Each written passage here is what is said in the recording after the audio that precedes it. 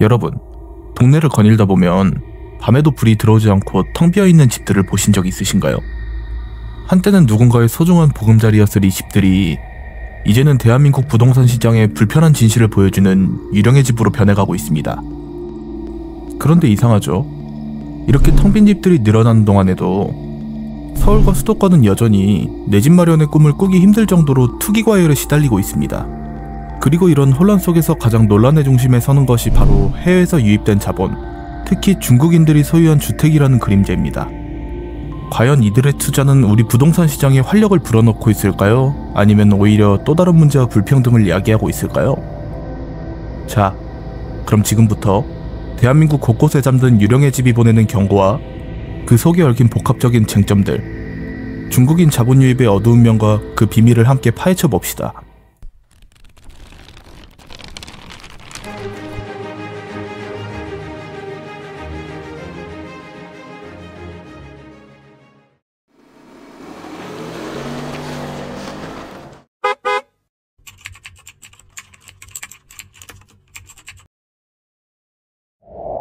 우리 주변의 텅 빈 집들은 이제 더 이상 농어촌만의 문제가 아닙니다. 인구 구조의 급격한 변화를 고스란히 보여주는 슬픈 현실이죠. 통계청의 2020년 자료를 보면 전국 빈집은 151만 1천호, 전체 주택의 7.5%에 달합니다. 이대로라면 2040년에는 빈집이 300만 호를 넘어설 거라는 암울한 예측까지 나옵니다. 그렇다면 왜 이렇게 집들이 비어가는 걸까요? 가장 큰 이유는 인구 감소와 지방 소멸입니다. 젊은 층은 일자리를 찾아 수도권으로 집중하고 지방 농어촌은 고령화로 인해 점차 인구가 줄어들고 있죠. 이렇게 마을은 통째로 사라질 위기에 처하게 되고 부모 세대가 살던 집은 유산이 아닌 유령의 집이 되어버립니다. 또 다른 이유는 주택시장의 미스매치입니다. 서울은 여전히 집값 때문에 아우성이지만 지방에는 빈집이 넘쳐나는 아이러니, 즉 사람들이 살고 싶어하는 곳과 집이 남아도는 곳 사이에 큰 간극이 생긴 겁니다. 덧붙여 쇠퇴하는 지역경제도 문제입니다. 지방의 일자리가 사라질수록 사람들은 떠나고 빈집은 더욱 늘어나는 악순환이 이어지게 되겠죠. 이렇게 방치된 빈집들은 그저 비어있는 것에 그치지 않습니다. 동네 미관을 해치고 슬럼화를 가속화하며 어둡고 인적이 드물다는 이유로 우범지역이 되기도 합니다. 관리되지 않아 붕괴나 화재 위험도 크고 쓰레기 무단 투기나 해충의 온상이 되어 주민들에게 큰 불편을 줍니다. 이런 상황은 동네 활력을 잃고 주변 부동산 가치까지 떨어뜨리는 악순환의 시작인 셈이죠. 그러나 이렇게 빈집 문제가 심화되는 동안에도 우리 사회는 여전히 부동산 투기 과열로 몸살을 앓고 있습니다. 특히 사람들이 몰리는 수도권은 끊임없는 투기 열풍에 시달리며 내 집 마련의 꿈을 가진 많은 이들을 끝없이 좌절시키고 있죠. 어떻게 빈집이 늘어나는데도 수도권은 투기가 들끓 수 있을까요? 이는 대한민국 주택시장의 심각한 양극화를 보여주는 증거입니다. 사람들이 살지 않는 지방의 빈집과는 다르게 수도권은 희소성이라는 강력한 자석이 투자자들을 끌어모으고 있죠. 일자리, 교육, 문화 등 모든 인프라가 수도권에 집중되면서 사람들은 자연스럽게 수도권으로 몰려들고 이는 수요를 폭발적으로 증가시킵니다. 계속되는 불안정한 경제 상황 속에서 역설적으로 똑똑한 한 채, 즉 서울 핵심지의 고가주택은 자산의 안전한 피난처이자 불패의 투자처라는 인식이 강하게 자리 잡았습니다. 이는 지방의 수십 채 빈집보다 서울의 고가 아파트 한 채가 훨씬 더 큰 시세 차익을 안겨줄 수 있다는 계산이 깔려있다고 볼 수 있죠. 그렇다 보니 정부의 규제 완화나 개발 계획 발표 등 작은 정책 변화에도 수도권 부동산은 민감하게 반응하며 투기 심리가 쉽게 발동됩니다. 결국 빈집 문제는 지방의 쇠퇴를 보여주는 반면 수도권 투기는 경제력과 기회의 불균등한 분배를 드러내는 우리 사회의 깊은 모순을 나타냅니다.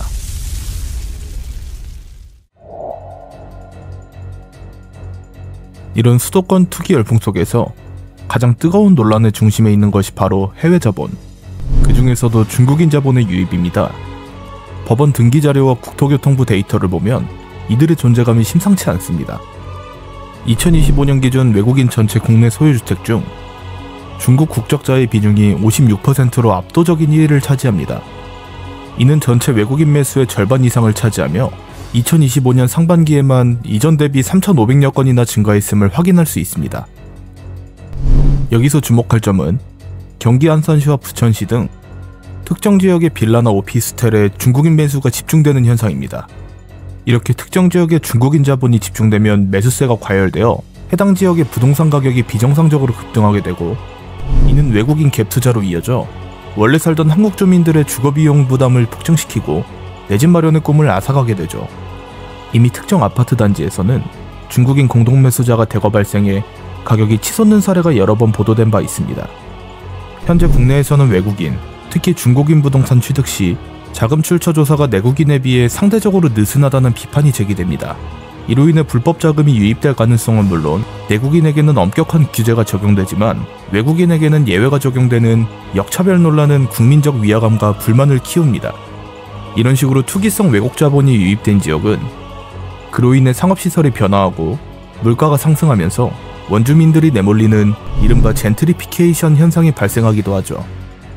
특히 제주도와 같은 관광지나 특정 지역에서는 이런 현상이 더욱 두드러져 주민들의 삶의 터전을 위협합니다.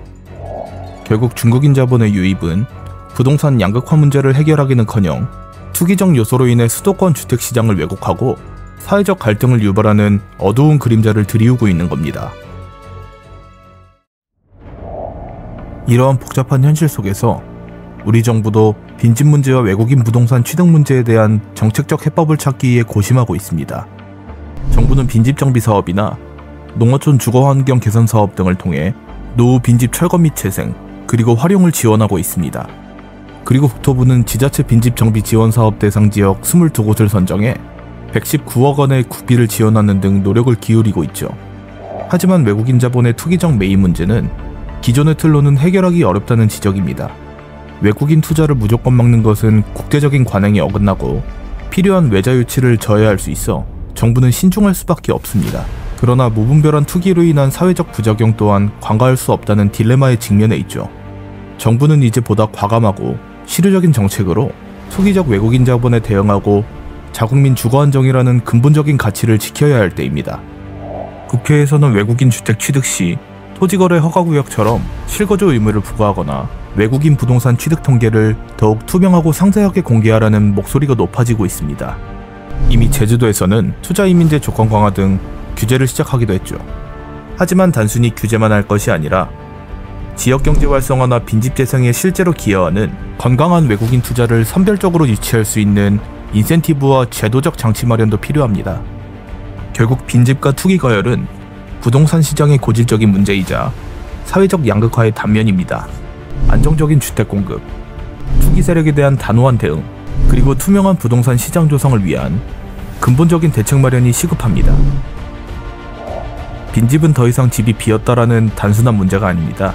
이는 인구 감소라는 거대한 흐름과 외국인 자본 유입이라는 새로운 변수가 맞물려 우리 사회가 겪는 깊은 진통을 보여주는 신호입니다. 이 위기를 어떻게 극복하고 유령의 집에 다시 사람의 온기를 불어넣을지는 우리 모두의 관심과 정부의 지혜로운 대응에 달려 있습니다.